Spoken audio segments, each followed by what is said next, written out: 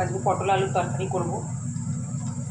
আমার ভাবির আমার হাতে খেতে খুব ভালোবাসে। প্রথমে কড়াই নুন দিয়ে দিলাম।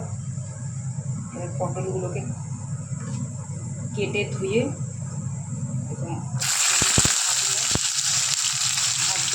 হালকা করে ভেজে নেব।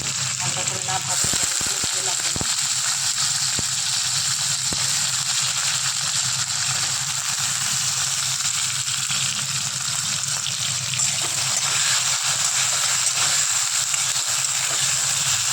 এরা তো মাঝে মাঝে এরা বাঙালি ভাষা খুব পছন্দ করে, আমার খুব খাবার পছন্দ করে,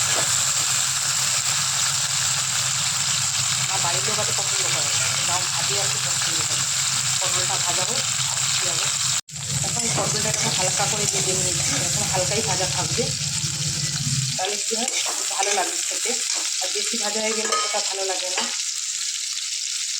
এবার দেখো এই তেলের উপরে আমি কী দিচ্ছি। দারচিনি দিলাম, আর দিলাম গোটা জিরে,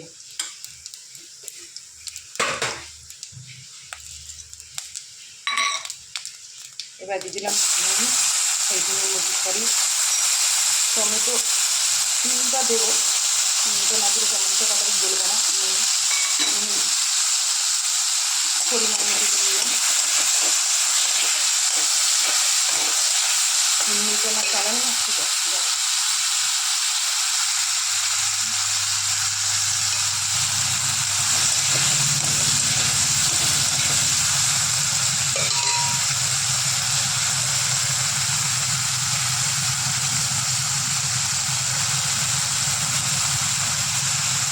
পটল আলু তরকারিটা নিরামিষ হবে, তোমরা নিরামিষ বানিয়ে এইভাবে খেতে খুব ভালো লাগবে খেতে।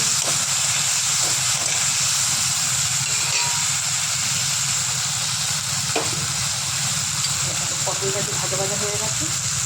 এবার আমি ওকে দিচ্ছি পরিমাণ মতো হলুদ। ভাইয়ারা তোমাকে ঝাল পছন্দ করে না, একটু লাল মির্চির গুঁড়ো, একটু ধনে গুঁড়ো, ছোটো চামচে 2 চামচ দিয়ে দিলাম।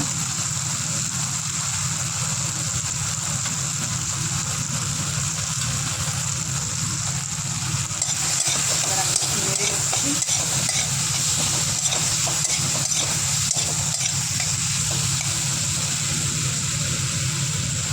এবার এতে মিক্স করবো জিরে পাউডার। দেখো পরিমাণ মতো জিরে পাউডার মিক্স করে দিলাম।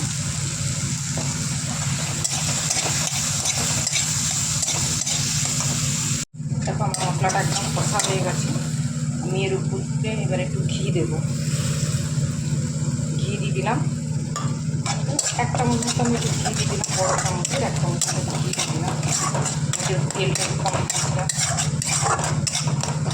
এবার ঘি দেবে, সবজি খায়, সবজি সব ঘিতেই খায়। আর মশলার কালারটা এসে দেখো কত সুন্দর। আমি এতে পেঁয়াজ রসুন সব কিছু দিই।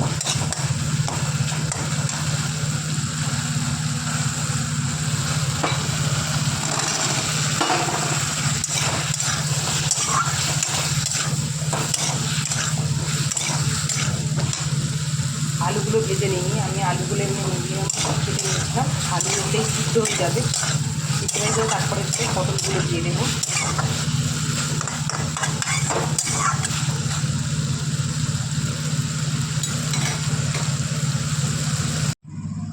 সিম্পল ডাল খায় আমাদের দেখাচ্ছে, শুধু জিরে আর একটু হলুদ, নুন আর ঘি দিয়ে ছোপা আছে, আর কিছু দেওয়া নেই এই ডালটাতে।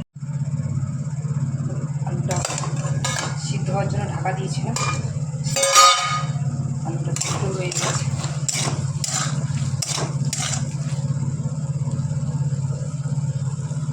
ভাত সিদ্ধ হয়ে গেছে।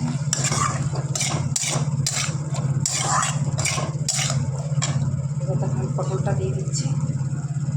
পটলটা ভেজে রেখেছিলাম, পটলটা দিয়ে দিলাম।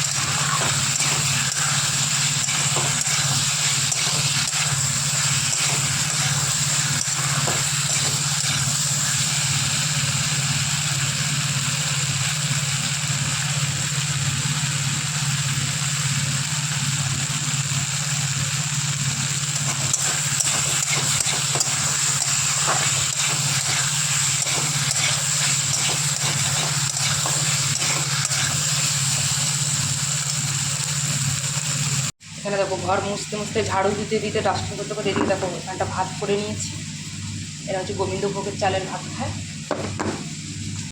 ডালটাও হয়ে গেছে।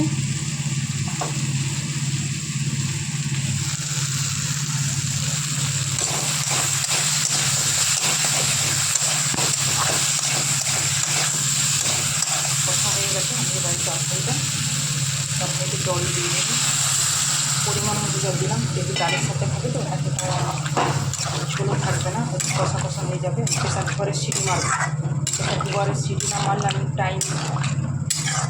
টাইমের সাথে মানে মেনটেন করতে পারছি না।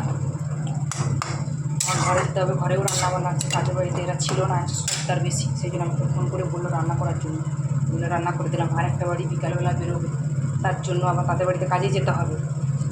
তরকারি প্রেসার কুকারে দেবো, কড়াতে করলে খুব টেস্ট লাগে খেতে, প্রেসার কুকারে যেহেতু দেবো তো একটু কিরম লাগবে আমি ঠিক জানি না, বলতে সেটা ভুল কথা।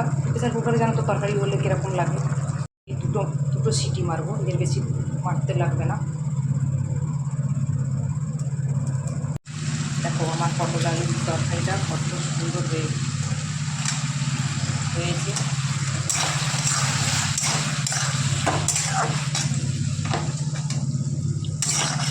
পটল আলুর তরকারি যদি ভালো লাগে অবশ্যই লাইক কমেন্ট শেয়ার করে দেবে, পাশে থেকো। আর ভিডিওটা ভালো লাগলে লাইক কমেন্ট করে দেবে, পাশে থাকবে। আর কি বলবো ভুলে গেছি আমি। সবাইকে টাটা, সবাই ভালো থেকো, সুস্থ থেকো।